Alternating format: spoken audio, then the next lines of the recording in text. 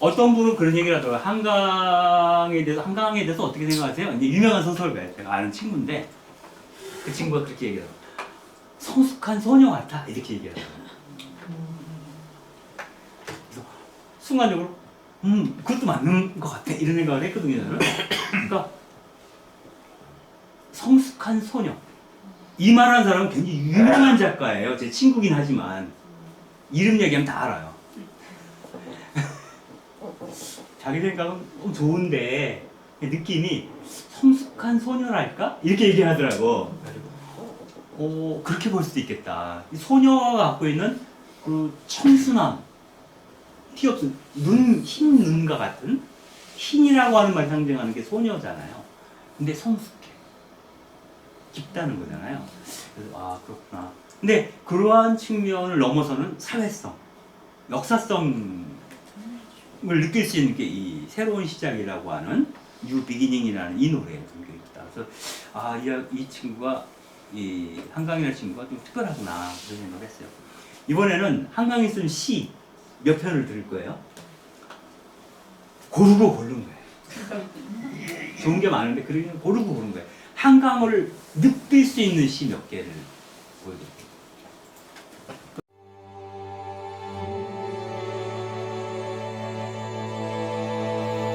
서시 한강.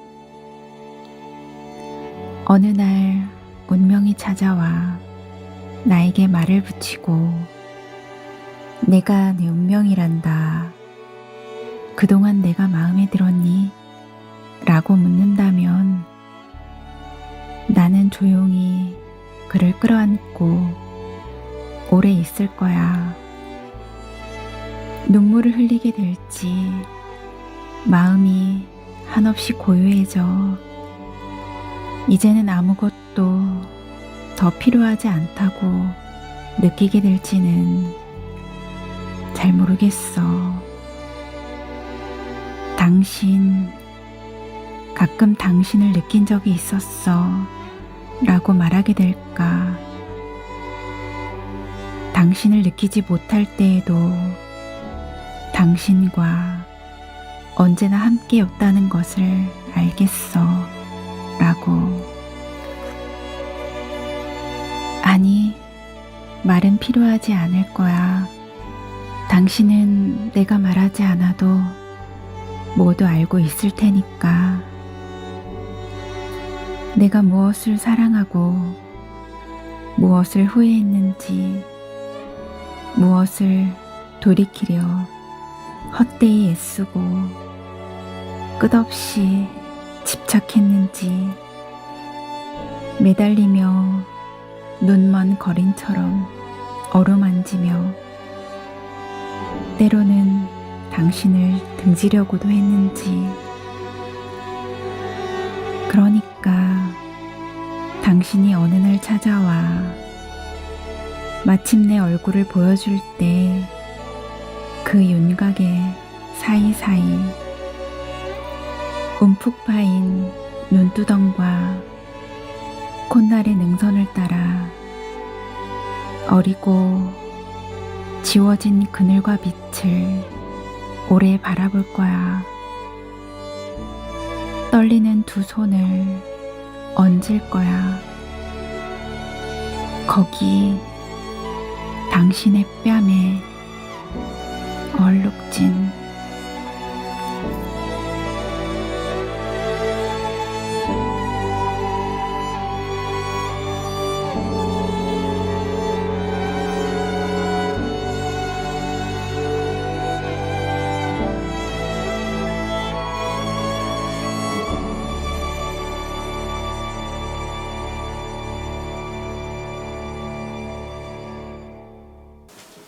이 시에서요, 당신을 하느님이나 주님으로 바꿔보세요.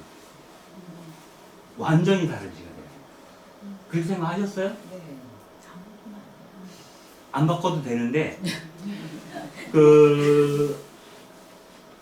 이런 거죠.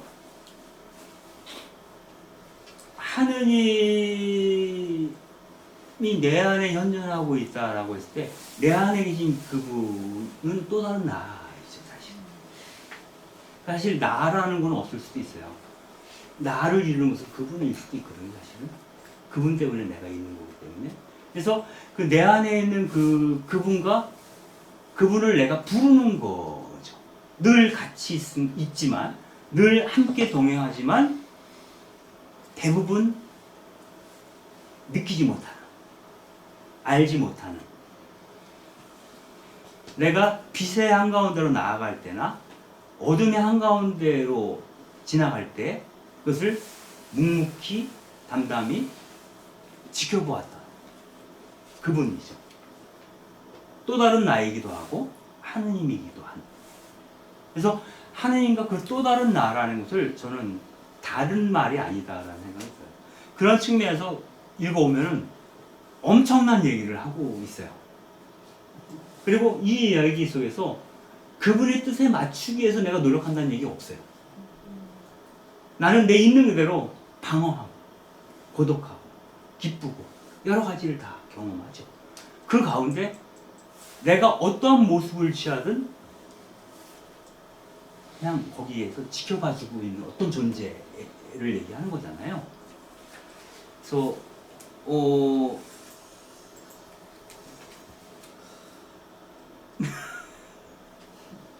내가 마음에 들었니라고 묻는다면 내가 마음에 드세요?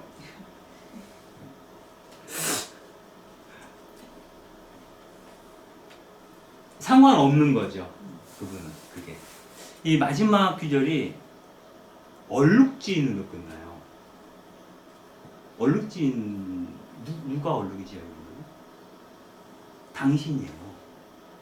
문맥상으로는.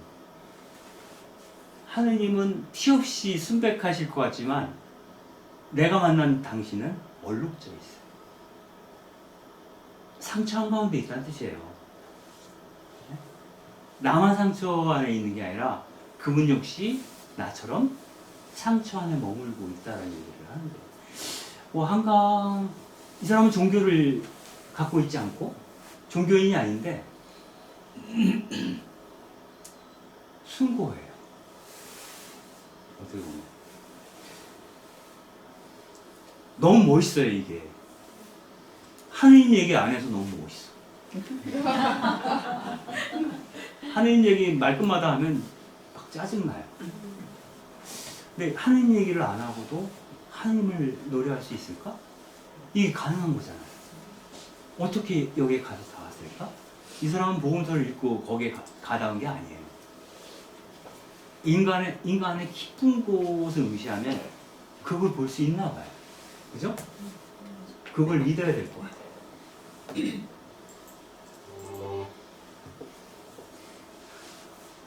서랍에 저녁을 넣어두었다. 서랍에 저녁을 넣어두었다. 이 저녁이 갖는 옛날에 어느 정치 하시면 저녁이 있는 삶? 뭐 이런 얘기. 그런 한번 이것도 아주 특별해요. 한번 보죠.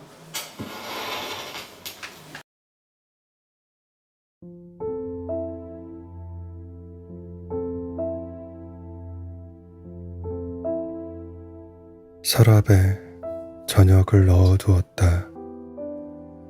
한강. 하루가 끝나면 서랍에 저녁을 넣어둔다. 저녁이 식기 전에 나는 퇴근을 한다. 저녁은 서랍 안에서 식어가고 있지만 나는 퇴근을 한다. 하루의 무게를 내려놓고 서랍에 넣어둔 저녁은 아직도 따뜻하다. 나는 퇴근을 한다. 저녁이 식기 전에. 퇴근을 하면서 저녁을 꺼내어 따뜻한 한 끼를 먹는다. 하루의 끝에서 퇴근을 하고 서랍에 넣어둔 저녁을 꺼내면 하루의 무게가 가벼워진다. 나는 퇴근을 한다. 퇴근을 하면서 저녁을 꺼내어 따뜻한 한 끼를 먹는다. 하루의 끝에서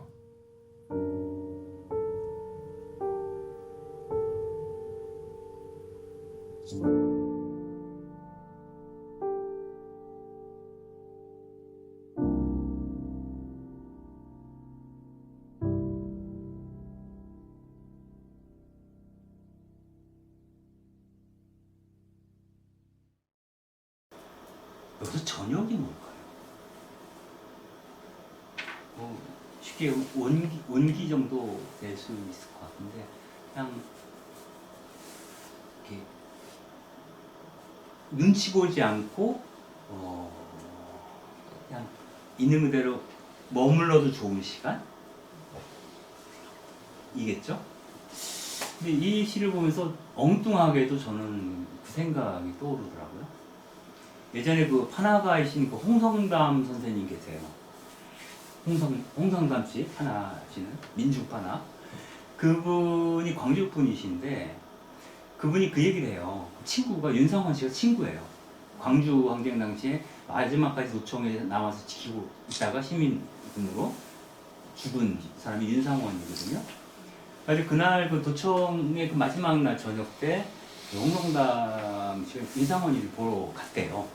가지고 이제 이런저런 얘기를 나누는데 뭐 홍성원 씨는 물론 이제 돌아갔고 윤상원이 이제 도청으로 다시 되돌아가면서 주머니에서 뭘 하나 꺼내주더래. 무엇일까? 그때가 마지막 본 거예요. 홍성담 씨는 윤상원의 얼굴을 마지막 본 건데 윤상원이 헤어지면서 무언가를 주고 도청으로 들어갔어요. 탄환이에요, 탄환. 총알. 시민의가 그 켈빈 소총의 총알 주머니에 넣고 있었던 거야. 탄창이 따로 없으니까. 주머니에 넣으니까 얼마나 따뜻해. 그때 홍성원 씨가 얘기하는 거야. 누군가를 죽이는 도구인 이 총알이 이토록 따뜻할 수가. 그 총알의 온기에 대한 얘기를 하거든요. 그걸 뭐 어떻게 설명해야 될지 잘 모르겠어요.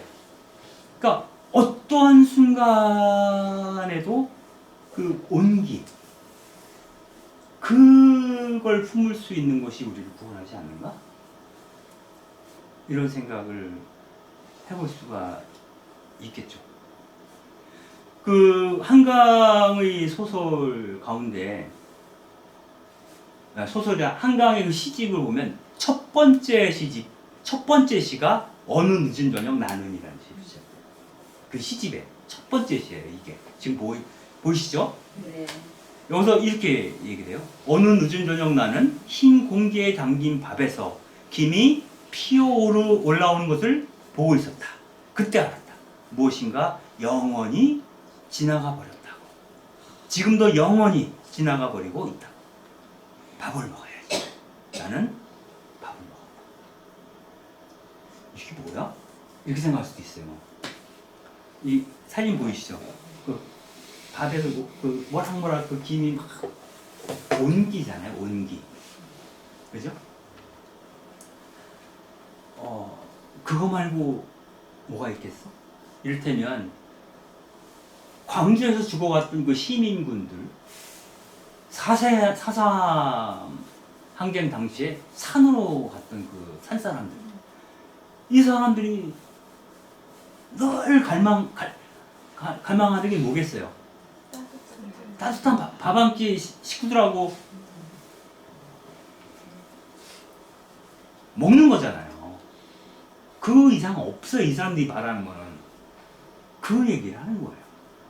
그 가족들이 모여서 김이 모락모락 오르는 밥 한 끼를 먹는 거. 그게 전부, 그게 삶이라는 거죠. 그 이상의 것이 뭐가 있을까? 사람이. 특히 이제 죽음을 목전에 두고 어떤 어떤 그 가혹한 그 상황에 몰려든 사람의 처지에서 본다면 그 따뜻한 밥한끼는 엄청난 거예요. 며칠 굶으면서 산속에서 동동동동 덜덜덜 떨고 동굴에 들어가서 이러다가 민가에 내려와서 어느 집에서 밥 한 끼를 얻어먹었다. 얼마나 슬퍼요. 그때 아마 이런 얘기 했을 거예요. 속으로. 죽어도 여한이. 이 밥 한 끼. 여기에 영혼이 이 얘기를 하는 거예요. 이게 나는 한강이라는 사람, 이게 어려운 말이 하나도 없어요. 정말 특별한 사람 같아요. 태초에 태어난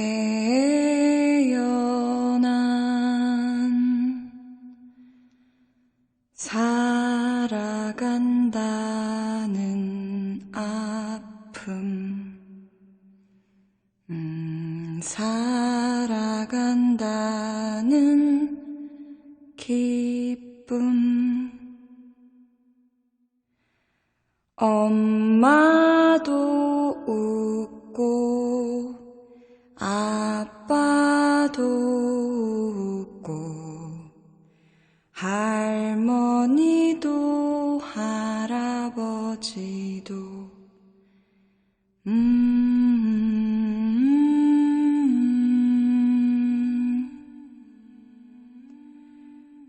고개 들어 웃어본다 하늘 아래 살아감으로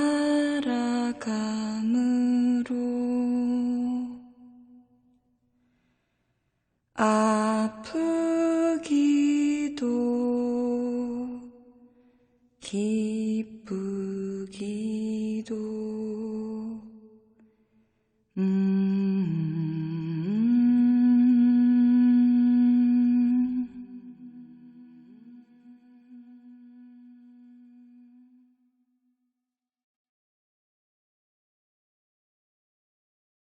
한강의 시 가운데 마크 로스코와 나라는 시가 1, 2 두 편이 있어요. 그래서 궁금하잖아요. 마크 로스코가 누굴까? 그래서 찾아봤어요. 이 사람의 그림 중에 하나. 제목은 없더라고요. 그건 보는 사람 마음. 예. 기본적으로 마크 로스코는 이 사각 안에 그 색채를 입히는데 색채와 색채 사이의 경계가 없어요. 흐릿해요. 그리고 이 사각 그림은 안으로 그러니까 들여다보는 그림, 내 안을 들여다보는 그림이라고 얘기를 해요. 창문과 같은 안을 들여다보는 창문. 그러니까 창은 우리가 보통 바깥을 내다보는 게 창이잖아요. 바깥에 무슨 풍경이 있나? 내다보는 건데 이 그림은 밖에서 안을 들여다보는 그림. 그러니까 여러분의 마음을 창을 통해서 보는 거예요. 누가? 내가 내 마음을 이 그림을 매개로 보도록 하는 그림이라는 거예요. 그래서 그 한강의 작품들은 어떤 그 4.3이라든가 광주항쟁에 대한 것들을 다루고 있지만 사실 그 안에는 그것을 직접적으로 경험했던 그 사람들의 내면의 풍경들을 언어화하고 있거든요. 내면의 풍경들을. 그것이 이 작가의, 이 화가의 그림을 그리는 방식과 닮아 있는 것 같아요. 보면은 그 시를 한번 먼저 보겠습니다. 미리 밝혀둘 것도 없이 마크 로스코와 나는 아무런 관계가 없다. 만난 적도 없죠, 당연히. 이 사람은 러시아에 살다가 미국으로 망명한 유대인이에요. 복잡해. 그는 1903년 9월 25일에 태어나 1970년 2월 25일에 죽었고, 나는 1970년 11월 27일에 태어나 아직 살아있다. 그이가 죽고 나서 한 몇 개월? 7, 8개월? 있다가 한강이 태어났다는 얘기잖아요. 그의 죽음과 내 출생 사이에 그어진 9개월 여의 시간을 다만 가끔 생각한다. 작업실에 딸린 부엌에서 그가 양쪽 손목을 칼로 긋던 새벽. 이 사람이 나중에 자살해서 죽어요. 긋던 새벽의 며칠 안팎에 내 부모는 몸을 섞었고 얼마 지나지 않아 한 점 생명이 따뜻한 자궁에 맺혔을 것이다. 늦겨울 뉴욕의 묘지에서 그의 몸이 아직 썩지 않았을 때 9개월이니까 신기한 일이 아니라 쓸쓸한 일. 나는 아직 심장도 뛰지 않는 점 하나로 언어를 모르고 빛도 모르고 눈물도 모르며 연불군 자궁 속에 맺혀 있었을 것이다.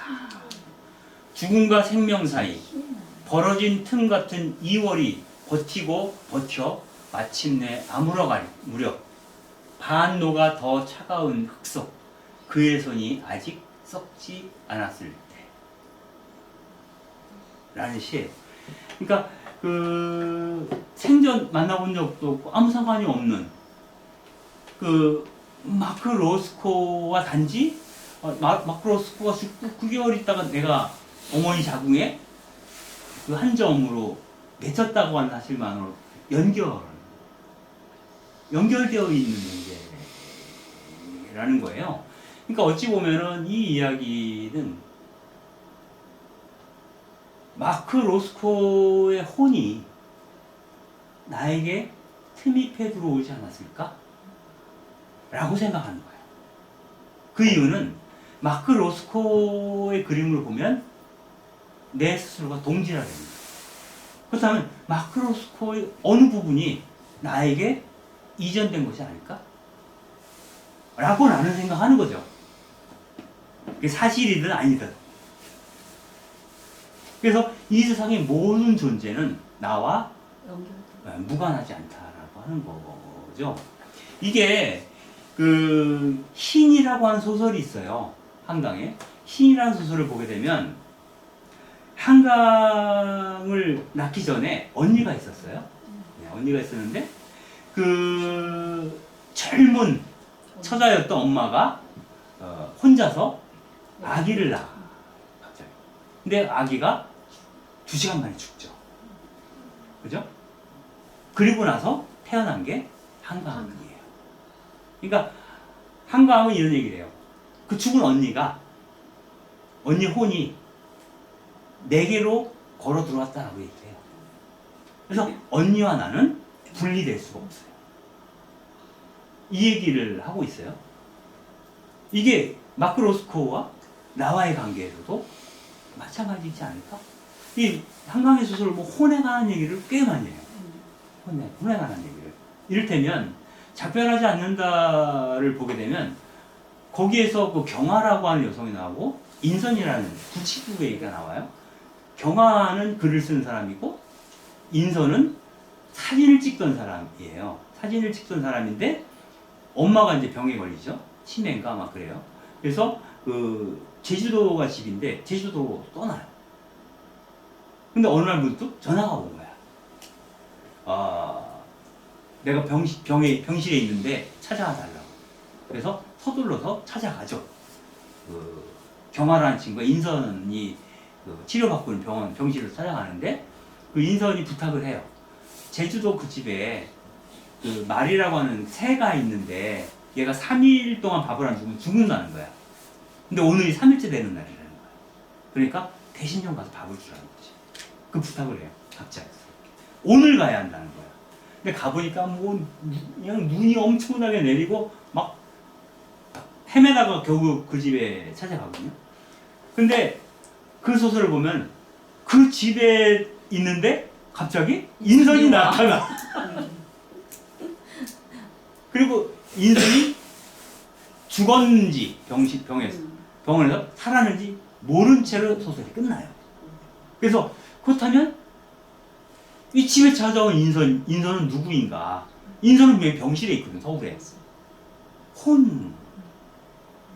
어떤 그 비평가는 양자물리학이라고 얘기하죠. 한 입자가 동시에 다른 공간에 존재할 수 있다는 거예요. 파동의 형태로. 아무튼 그거는 이제 뭐 우리가 관여할 문제는 아닌데, 그걸 한강은 혼일 수 있겠다라고 생각하는 것 같아요. 혼이라고 말은 하지 않아요. 그러나 혼이 어떻게 보면 판타지 같은 느낌이 드는데 그런 얘기를 해요. 그러니까 그 인선과 경화의 어떤 연결, 그리고 그 서울의 병실에 있는 인선과 제주도에 동시적으로 인선 그 경화를 만나러 왔던 인선, 이것에 대한 얘기를 해요. 이게 혼, 그러니까 이런 얘기를 하는 거죠. 그리고 그 생각을 이 시를 보면서 저는 그 생각을 했어요. 제 생일이 4월 5일이에요. 4월 5일인데 한 3달 남았네. 네. 알겠습니다. 제 생일이 4월 5일인데 양력으로 4월 5일에 특별한 사건이 있어요. 근현대사에서. 수은 최재우가 득도한 날이 4월 5일이에요. 제가 이제 장일순 평전을 쓰면서 그 동학에 대해서 공부를 해야 되잖아요. 동학 공부를 막 하는데 수은 최재우를 막 읽는데 득도일이 4월 5일이니까 너무 기분이 좋더라고요. 그러니까 최재우가 득도한 날 내가 태어났잖아. 법신? 그 약간 그런 연결, 마치 한강이 마크 로스코와 어떤 연결, 설명할 수 없는 합리적이지 않은 연결에 대한 얘기를 하는 것처럼 그런 것들이 우리에게 특별하게 주는 게 있잖아요. 여러분들 같은 경우는 내가 하필이면 왜 데레사일까? 왜 내가 마리아일까? 어쩌다 보니 우리가 나이가 들어서 영세를 받는 경우는 자기가 막 골라가지고 하지만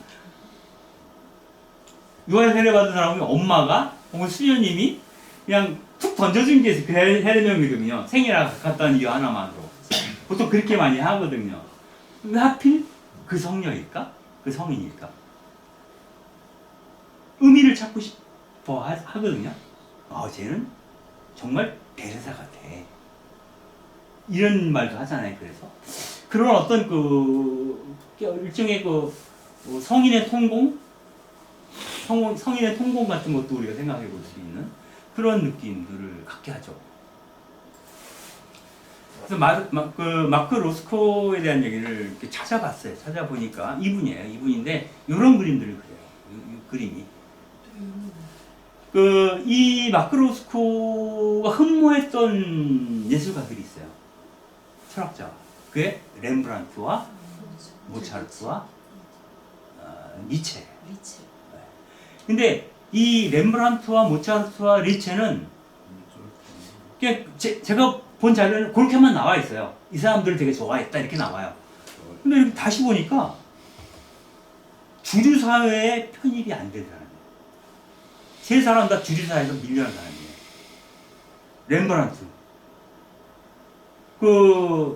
암스테르담 시장의 딸하고 결혼하죠. 그래서 상류 사회로 진입했다가 나중에 그 부인이 일찍 죽어요. 죽고 그 집에서 일하던 그 하녀였던 사람하고 살아요. 그러면서 완전히 이 상류 사회에서 밀려나서 저 시외곽의 허름한 보물상 같은 집에서 살아요. 그리고 렘브란트의 대작은 다 거기서 나와요. 우리가 알고 있는 탕자의 돌아온 탕자 이런 것도 다 그 바닥 생활하면서 그린 거예요. 그러니까 그 렘브란트가 굉장히 고독하고 그리고 그 말년에 그린 그림들이 그런 하나님의 자비에 대한 그 그림들이죠. 그다음에 모차르트 같은 경우에는 거의 사람 취급 못 받았죠. 어떻게 보면 천재이지만 시기하는 사람도 많았어요. 그리고 이 사람은 주류 음악계가 원하는 그런 작품을 쓰고 싶지 않았던 것 같아요. 그래서 처음으로 프리랜서가 됐던 거예요. 그 당시에 작곡가들은 먹고 살기 위해서 다 궁정에 취직을 해요. 그래서 막 보장받은 생활을 원하는데 이 사람은 그렇게 되니까 그쪽에서 원하는 작품만 써야 되잖아. 자유롭게, 특히 오페라 같은 거 있잖아요. 근데 자유롭게 작곡을 하려면 그런 제도권으로 또 튕겨가지고 너무너무 가난하게 살았어요. 말년에 비참하게 죽어요. 모차르트가. 네. 그 레퀴엠이라고 하는 것도 돈 때문에 쓴 거잖아요. 쓰다가 결국 죽잖아요. 아무튼 이러한 모차르트의 삶, 그러니까 비범한 천재, 그리고 모든 속박으로부터 자유롭게 예술혼을 불태우려고 가난을 선택했던 사람이 모차르트예요. 니체는 뭐 말할 것도 없죠. 반그리스도인, 안티크리스토라는 책도 쓰고, 그 당시에 종교에서는 니체는 뭐 완전히 파문감이었죠. 그러나 여러분들 알다시피 니체는 그리스도교에는 엄청난 은인이에요. 저는 니체가 그리스도교의 본질을 되찾아준 사람이라고 저는 생각을 해요. 그리스도교 신앙의 원천이 노예들의 종교에서 왔다는 것을 처음으로 발언한 사람이 니체죠. 네. 그래서 그로 인해서 이제 이른바 현대 신학이나 해방 신학에서 맞아, 이스라엘 백성이 고백했던 그 하느님은 에집트 노예들의 하느님이었어 라는 걸 그때 알게 됩니다. 만약 니체가 아니었다면 우리는 여전히 하느님은 군주처럼 이렇게 생각하고 있을 수 있어요. 그런 것 자체가 특별하다라는 생각이 드는 거고요. 아까 말씀드렸듯이 로스코의 그림은 창문에 주로 비유하게 된 내부를 들여다보게 하는 안으로 난 창문, 바깥으로 난 창문이 아니라 안으로 난 창문이라는 거죠. 그리고 경계가 부드럽게 흐려져 있는 직사각형 안에 색칠하죠. 겹겹이 쌓여 올린 색채의 레이어를 보면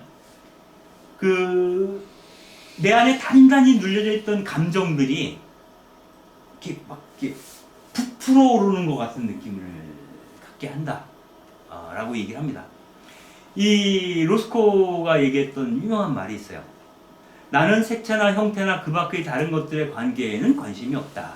나는 비극, 황홀경, 운명 같은 인간의 근본적인 감정을 표현하는 데에만 관심이 있다.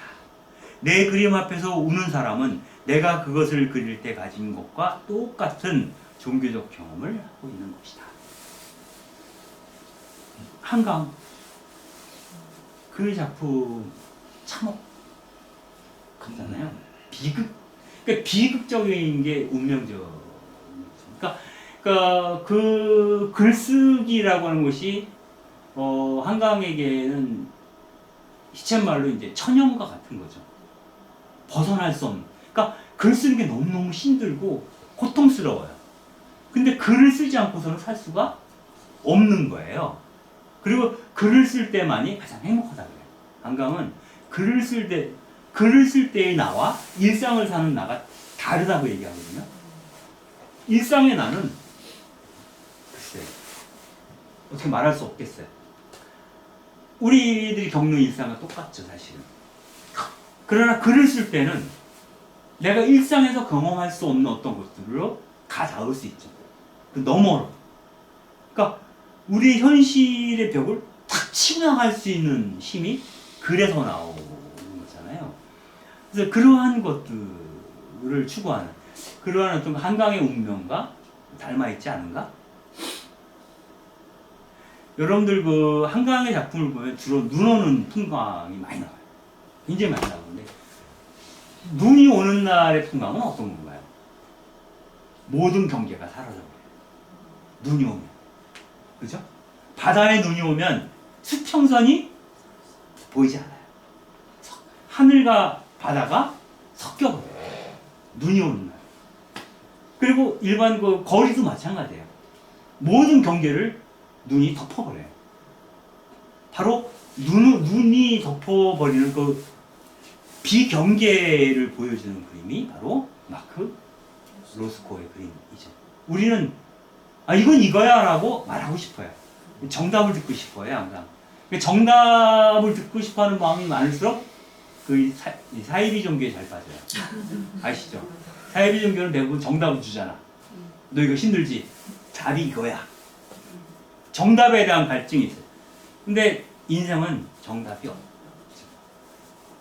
인생은 정답이 없는 것은 하느님은 누구다라고 정답을 내릴 수 없는 것과 같다. 우리가 하느님의 모상이잖아요. 하느님처럼 우리를 뭐라고 한마디로 말할 수 없는 존재야. 그래서 우리는 하느님을 닮아 있는 존재예요. 그것을 잘 보여주고 있죠. 마크 로스코. 그리고 한강의 소설에 대해서 선악을 선명하게 긋지 않아요. 우리가 흔히 기분 좋게 보는 것은 동화예요. 동화의 세계는 대부분 권선징악, 선악이 분명해요. 이 세상은 노무현 같은 사람과 윤석열 같은 사람만 살아요. 동화의 세계에는. 근데 세상은 그렇지 않잖아요, 실제로. 그러니까 이러한 것들, 인간의 본질을 보고자 하는 이 고단한 길들을 추구하는 그러한 모습이 있지 않은가? 그래서 로스코가 자기 자신과 마크 로스코를 닿은 어떤 부분이 있다라고 느꼈던 것이 아닐까? 그래서 그걸 시로 이제 쓰지 않았을까? 그런 생각을 해봅니다. 오늘 얘기는 여기까지 할게요. 근데 뭐 좋은 음악 많이 들었죠? 네. 좋은 음악 많이 들었고 한 10분 남았는데 혹시 여러분들 오늘 같이 하면서 뭐 혹시 나눠주고 싶은 게 있다면 소감이 어떠세요? 한두 분이라도. 어떠셨어요? 좋았어요. 좋았어요? 뭐가 좋았을까요? 사실은 제가 되게 금방 말씀해주신 동화적인 세계를 좋아하는 사람이라서 감히 집에 되게 많은 한강님의 한강 작가 책을 사놨음에도 불구하고 보지는 못했거든요. 저희 남편이 당신은 보면 굉장히 슬플 거야 라고 이야기를 못 견딜 수 있어 라고 이야기를 해서 그랬는데 저한테는 시부터 들어간 것이 굉장히 좋은 오늘 한강 작가에 대해서 이해에 들어갈 수 있는 그 사람의 세계에 들어갈 수 있는 좋은 한 발걸음이었다고 저는 생각을 하고요. 그래서 빨리 알라딘을 주문해야겠다. 시집부터 먼저 가야겠다라고 생각이 들고 너무 좋았어요. 다시 나중에 조금 더 2월 달에 다시 소설에 대해서 얘기할 때는 저도 한 개 정도는 읽고 올 수 있지 않을까. 소년이 온다, 작별하지 않는다, 흰. 이 세 권은 읽고 오시기 좋아요. 다음 시간에. 네. 아직 안 읽으셨다면. 그거 안 읽고 오면 저 인간이 뭔 얘기를 하는 거지? 왜냐면 그걸 다 얘기할 수가 없거든요. 강의에서. 시간상. 네. 그래서 읽고 오면은 막 생각이 이거 막 이렇게 폭음탄이 터질 수 있어요. 그러니까 그리고 그거 한강의 소설 다음번에 얘기할 거지만 예수님하고 너무너무 비싸요. 아주 많은 게 너무 놀랐어요. 왜 그런지는 다음번에 해드릴 거고요. 저는 질문이 있고요. 네.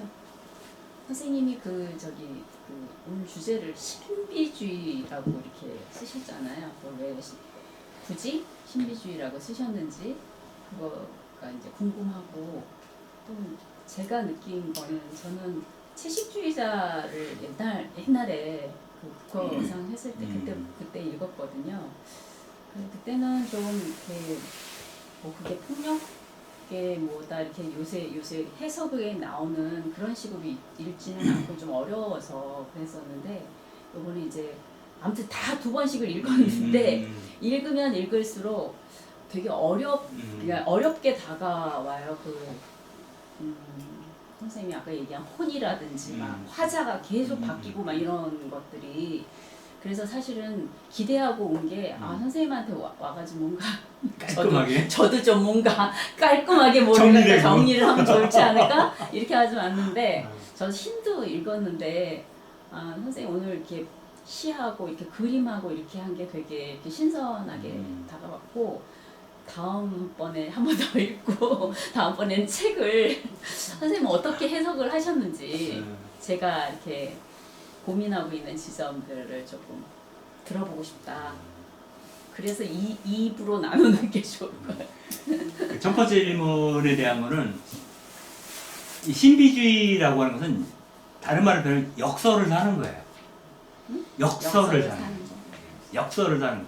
그러니까 눈에 대한 개념이 단선적이지 않은 거예요. 죽음이에요, 눈은. 눈을 만드는 것이 죽음으로 처음 그 작별하지 않는다 해서 그 눈은 거의 그 죽음의 공동묘지 얘기예요, 사실은. 공동묘지에 대한 얘기예요. 그런데 이 눈이 어떻게 이렇게 부드러울 수가 있지? 무게를 느낄 수가 없는 거예요.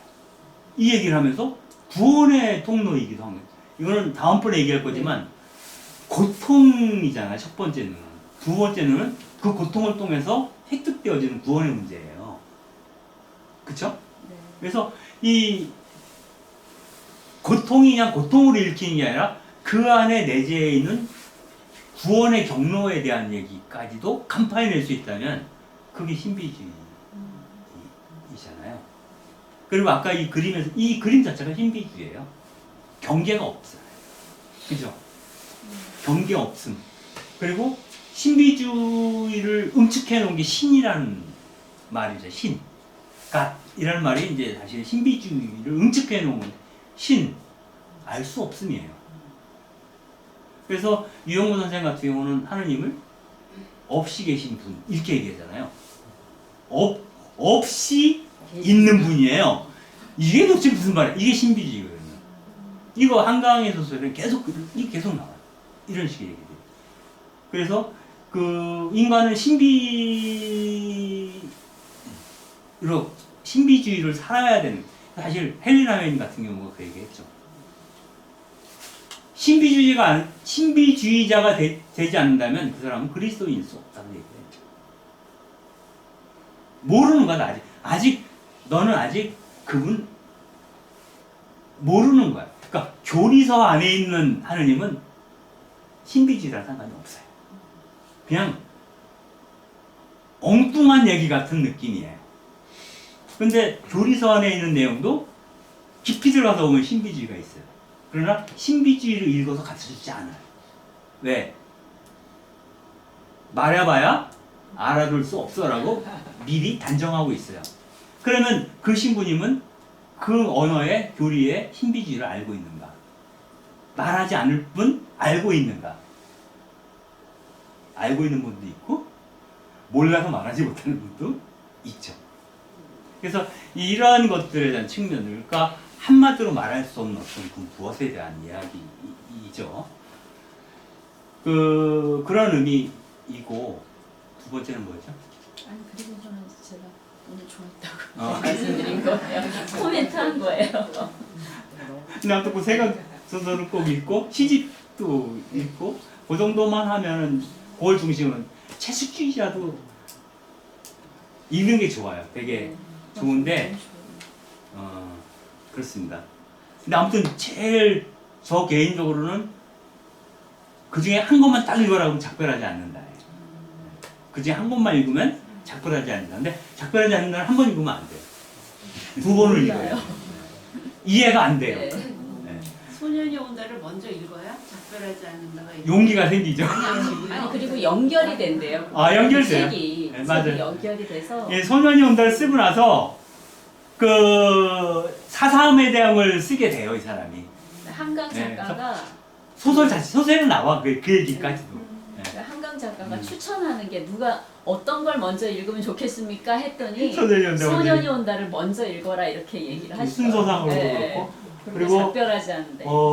아까도 얘기했지만은 소년이 온다는 비교적 묘사적 글쓰기가 네, 많아요. 맞아요. 그러니까 읽기 쉬운 거예요. 묘사적 글쓰기. 김은 선생 글쓰기가 묘사적 글쓰기잖아요. 그림을 그리듯이 글을 쓰면 읽기가 쉬워요. 근데 작별하지 않는다는 묘사적 글쓰기가 아니에요.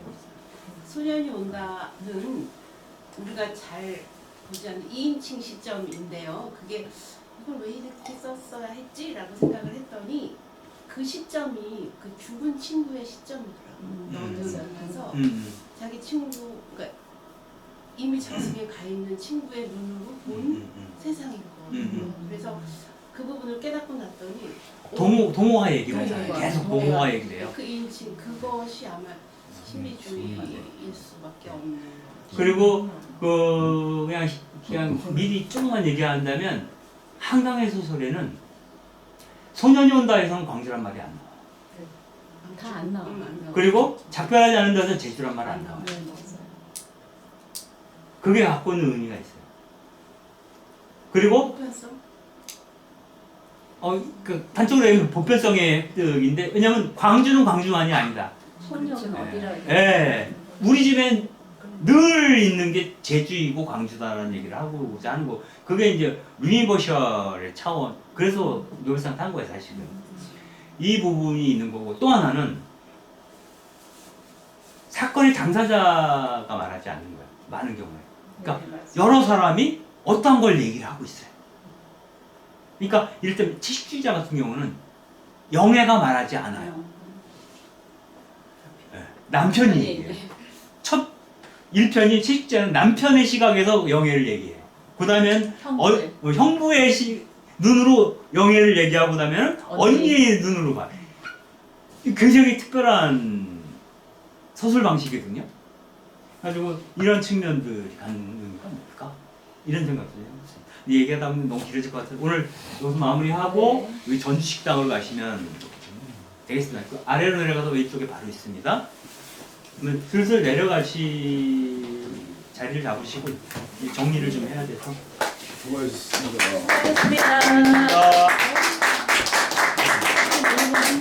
사진 안 찍었어요? 사진? 사진 사진 찍을까? 1월인데 오늘 그좀 사진 찍고 가세요. 1월 달에도 네, 사진 한 장 찍읍시다. 네, 그러면. 인증샷 찍어야죠. 응? 간다고? 왜? 애들이 크지 않았어? 아직 어린가? 초등학생 있나? 쇠로 돼 있죠. 그거는 빼도 돼요. 이건 끄면 안 돼. 그거 놔두고.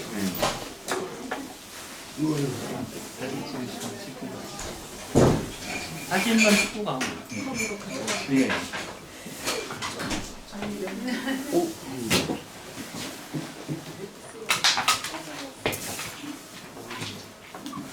빼야 되겠다 이거.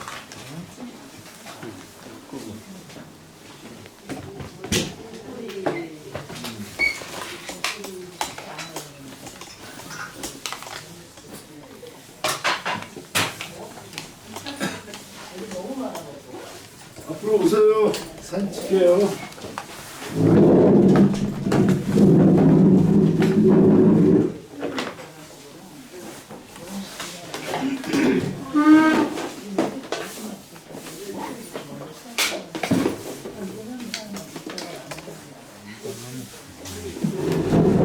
이건 어디 있던 거야? 이건 여기 꽂혀 있던 거야?